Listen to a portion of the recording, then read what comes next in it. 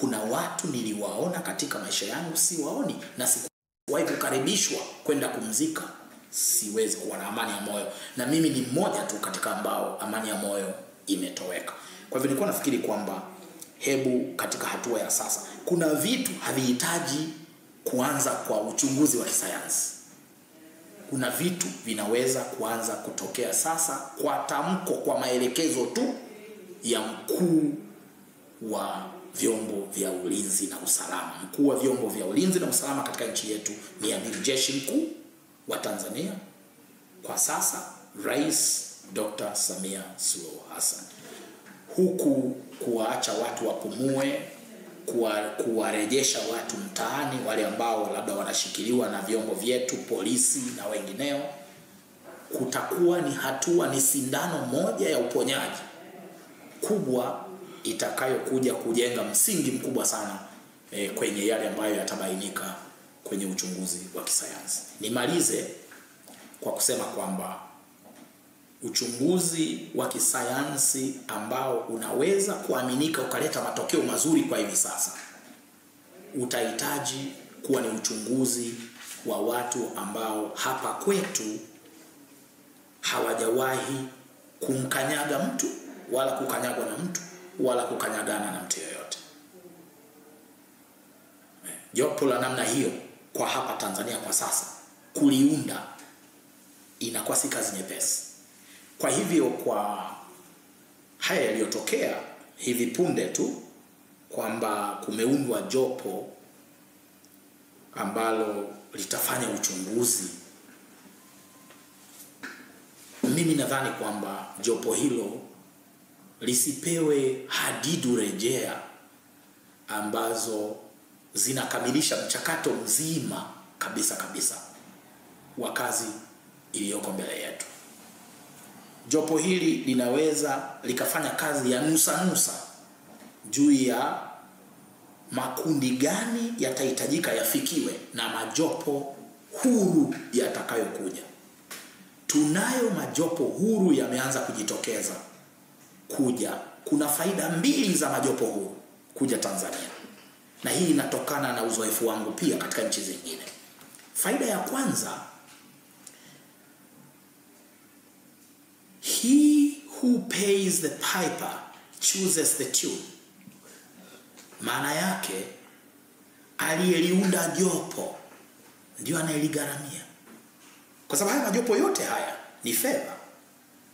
Majopo yote haya ni fedha.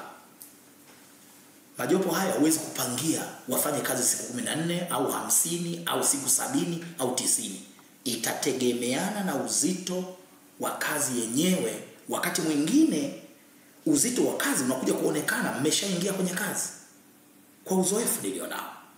Kwa hivyo faida ya kwanza ya kuruhusu majopo ambayo yanaomba kuja kutuchunguza ni kwamba kodi zetu za Watanzania hazitahusika katika kufanya kazi hiyo nzito ya uchunguzi. Sawa. Faida ya pili ya kuruhusu majopo yanayokuja kutuchunguza ni kwamba doa ambalo Mheshimiwa Rais amelieleza kwamba Tanzania imeingia doa machoni pa jumuiya ya kimataifa, kama tutaamua kuruhusu majopo yaje yatuchunguze, hiyo peke yake itakuwa ni dalili kwamba Tanzania imeamua, imedhamiria kufuta doa ililolipata kwa matukio ya Oktoba 29, kabla ya Oktoba 29 na baada ya Oktoba 29.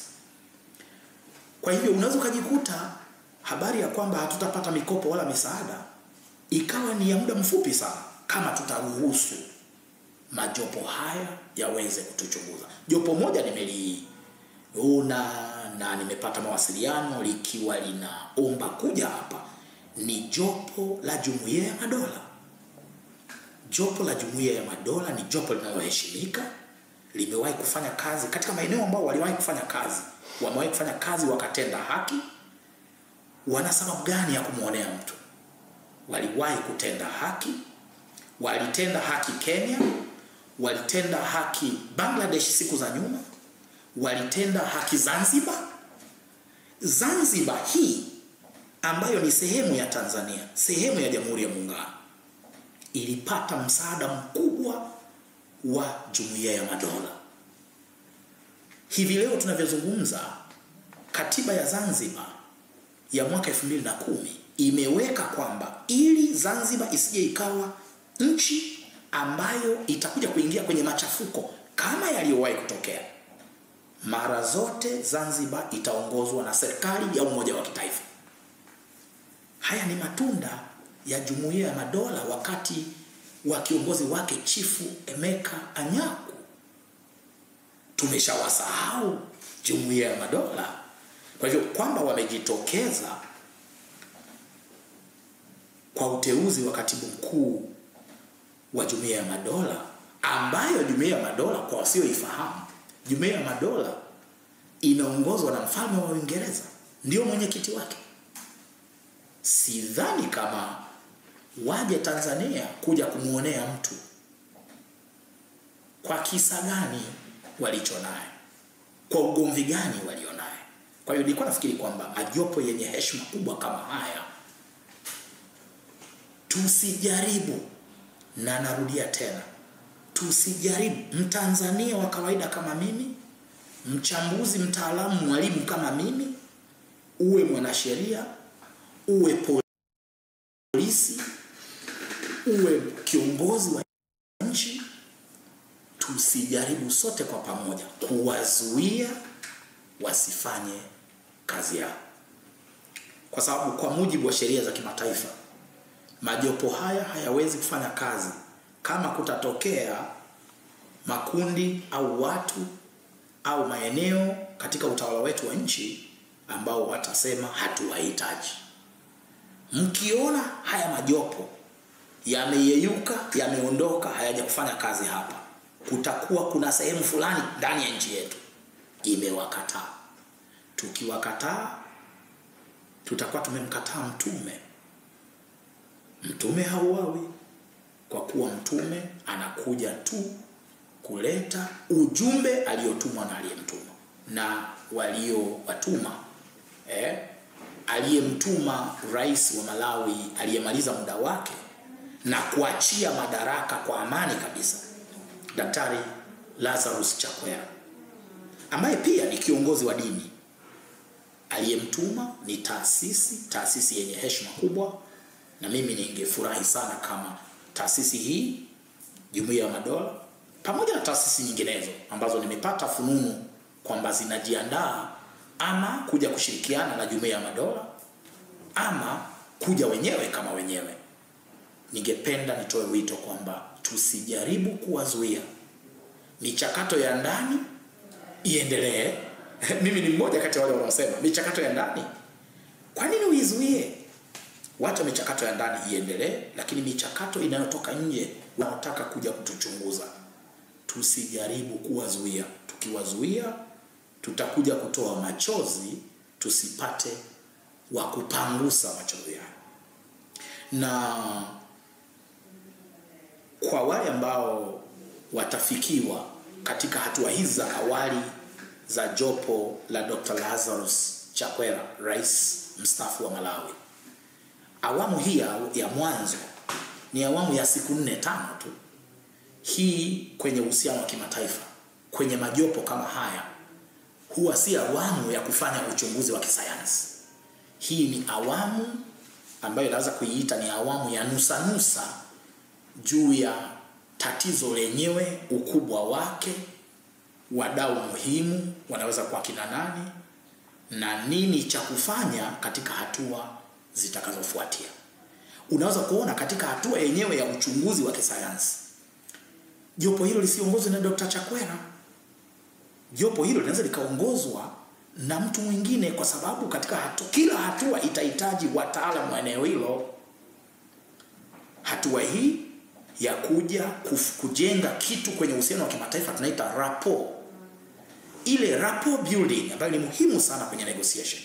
Hii ndio ametafutwa Dr. Lazarus Chakwera, na aliyemtuma anazo sababu kwa nini amemtuma Dr. Chakwera. Lakini kwa wachunguzi kama mimi, moja ya sifa ambazo Dr. Chakwera anajizolea na kuonekana kwamba anazo sifa ni kwa sababu ni mtu ambaye miezi miwili iliyopita ametoka kushindwa uchaguzi na akampongeza aliyeshinda Profesa Arthur Peter Mutharika, na akasema Malawi ni kubwa kuliko sisi wote.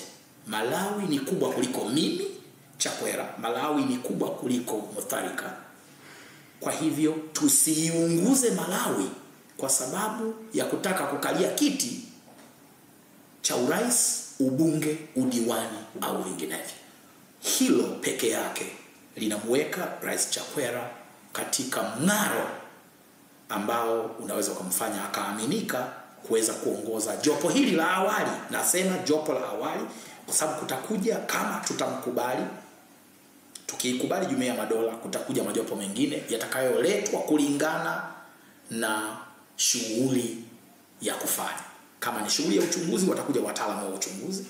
Kama ni shughuli ya maridhiano, watakuja wataalamu wa maridhiano.